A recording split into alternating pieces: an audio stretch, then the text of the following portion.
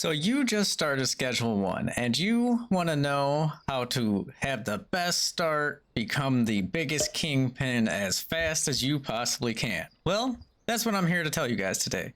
So let's go ahead and get started. Now, if you just started off, you woke up out of the bed, you're in your RV. Now, the thing that you could do is go ahead and take this out of here. And what you're going to do is just grab all this equipment before you ever leave the RV. Because once you leave this RV, this thing's going to blow up and you're not going to be able to come back in here and grab all this stuff. Now, this is going to make sure that we have the best start off that we could possibly have here. Now, a huge beginner tip, grab this baseball bat at the basketball court just north of the hotel that we were just opened up over here. This baseball bat you could use to knock open vending machines, which is going to give you a whole bunch of extra money in the beginning.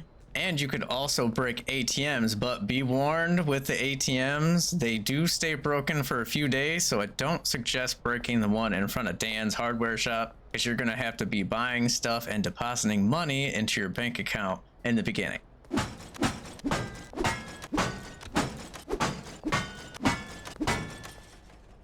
Now that you've smashed every vending machine and every ATM machine in town, we have a little bit of money. Let's go ahead and deposit some money. Let's deposit everything we have. At the hardware store, we're going to buy 4 grow tents, 4 bags of soil, and 10 baggies. We already have trim scissors, and we already have a watering can from the RV. And don't forget to purchase a trash grabber because it is absolutely an excellent source of income. Not only can you pick up trash, but you could take this trash to a cash for trash machine, dump all your stuff in there, hold left click, hit the E button, and bingo bango, we made a little bit of money. Now, a really good start off to your motel here is just go ahead and set up 4 grow tents here, and we're actually going to spin this one next to the sink right here so we can still have access to the sink to fill up our watering can. Then we're going to have 2 shelves over here for storage, packager right there, and this is a really good setup. Another fun thing you could do with the bat other than making money is, you know, knock people out and torture the entire town. Now, in the beginning, you're probably going to want to try to grow multiple different strains of product here, but the key to starting off good in the beginning is only stick with one product. It's going to be much easier to streamline, it's going to be much easier to produce a whole bunch of it, and it's going to speed up your game progress very quickly. And when making deals, the standard that I go by is usually whatever they're trying to buy. So say there's 2 here, you could actually double the amount that you're going to give them, and they usually agree with it. You just can't overprice what the fair price is because they'll probably turn you down because they're not addicted yet and you don't have a relationship status yet. So try to match the price, bring it up by 2 product pieces, and make your deal. And always make your deals at night after curfew, because after curfew you get a curfew bonus for each deal that you make and you get extra XP. Absolutely worth it. Do it every single time. Not only do you get more curfew bonus money, but the night doesn't progress until you fall asleep. So all the deals that you have to get to have unlimited amount of time that you have to get to them, and it's easier. It's better. Do it. Now, quests are really easy to follow along. They're on the left side there. We got a gold star for the main quest, and then we have a little green shaking hand for the deal that we just set up. Now, if you look on the top compass there, you can see the green little hand shaking icon up there, and that shows you where your objective actually is. Super easy and convenient.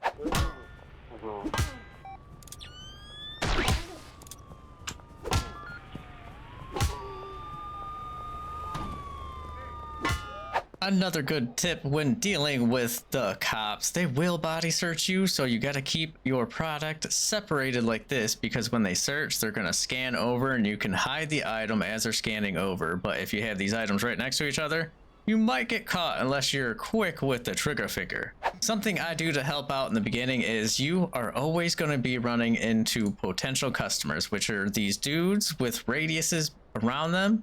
And what you're going to do is bring 1 bag of your product with you and give them a sample. And you could potentially get them as a customer and make more sales.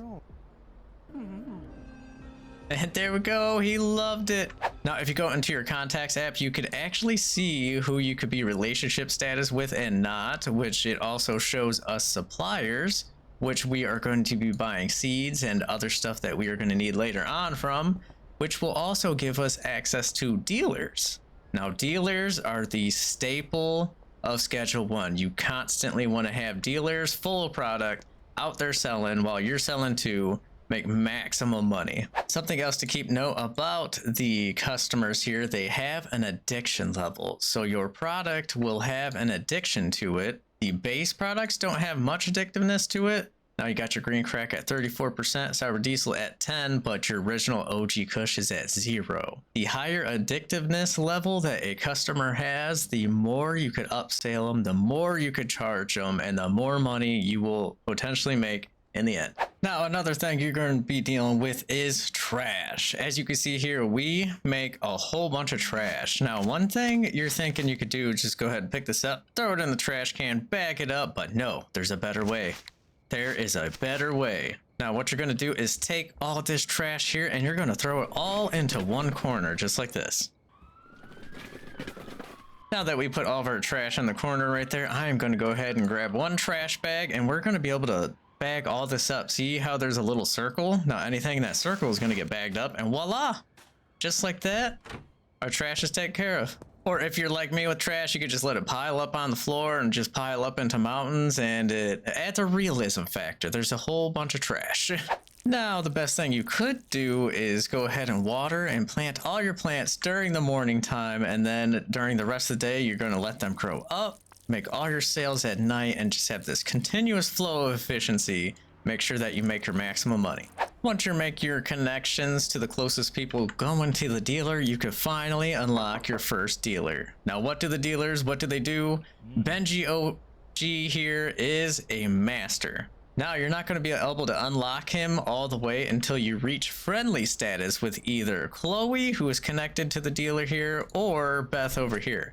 So we're just going to have to make them good deals and good relationship status with them until we can unlock them. So a little something that you could do to build up your relationships a little bit quicker with the customers. Now, she wants 4 OG Kush. Let's go ahead and give her 4, but we're going to give her a little bit extra, and that's going to give us a little generosity bonus, which will boost our relationship. And there it is, we got access to the dealer. Now that we got access to him, we can hire him as a distributor. He's going to be costing $500, and then 20% of each sale is going to be his. Now, what we're going to do is trade some items, and we can give him a little bit of supply. And what he's going to do, he's going to go around town, distribute it out to people. But in order to get him to work, we're going to have to set up his customers, which you go to the dealers tab over here, then you assign the customers that you want him to have. Usually I assign the ones who like to lowball me with prices and negotiations, and then I just keep the rest of them as myself to make as much money as I possibly can. And if you want to make as much money as possible, always be upselling. Always double the amount that they want, and always offer the fair price, otherwise they are going to deny you. At least until you get the relationship status up and the addictiveness level. So we have made it to the sweatshop finally. Now we're going to want to put a storage chest over here. We're going to want to lay out all of our plants back here, and we're going to want 6 plants now instead of 4 at the other place. Increase our production a little bit, get a packaging station in here, and by now you probably unlocked the mixing station, but I don't recommend mixing anything until you get to the bungalow, because the bungalow is a whole bunch closer to the gas station, and I just don't recommend it doing it this early in game. It's probably going to be a waste of time and a little bit of waste money. Now, this is what your new apartment is going to look like. Now, we're going to be putting in a couple more shelves, so you could put some more shelves over here. That's fine. If you are running into an issue where product is running low, you could add some more tents. Now, when purchasing soil, always buy the soil that is going to last the longest. It is absolutely worth it just for the time. It is a little bit more expensive, but you know what? You keep making those up sales, you're going to make plenty of money to get all of this rich fertilizer. The long-lasting soil actually lasts 2 days, and then there's an extra long-lasting soil, which will actually last like 3 grow cycles, I think it is.